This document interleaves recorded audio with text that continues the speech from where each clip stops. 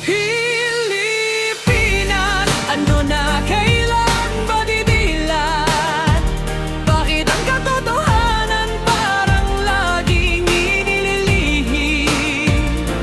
Korupsyon, kailan ba tuluyang mawawala? Hanggang kailan hihintayin ang hustisyang inasa? Pilipinas, ano na? Bakit parang bulag ang timbangan na may hawak ng kaban? Syaring hawak ang katwiran, buwis ang puhunan, pawis ang bawat kabayaran. Pero bakit ang kapalit? Puro pangakong napaglipasan sa taas ng entablado. Palakpakan ng naririnig sa baba ng lansangan. Kumakalamang sigmura sa paligid. Hindi kulang sa sipag ang ordinaryong mamamayan. Kulang lang sa sistemang tunay na pinaglilingkuran. Hindi namin hanap ang gintong nakasilid sa palasyo, kundi kinabukasan, hindi kinain ng pangako. Kung patas ang batas, bakit iba ang hatol? Kapag may pera ang dala, biglang gumagaan ng parusa't pasanin. Pilipinas, ano na kailan ba didilat?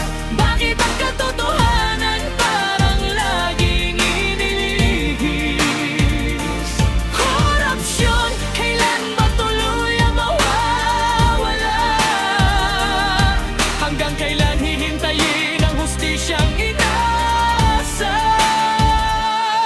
Hindi kami kalaban, kami ang bumubuo ng bayan. Bawat manggagawa ang pundasyon ng kinabukasan. Hindi armas ang panulat, pero ayan itong gumising. Kapag ang katotohanan ng bala kasinungalingan ang gigisingin. Hindi sa sigaw nasusukat ang tibay ng paninindigan, kundi sa taong tumatayo kahit walang pumapalakpak.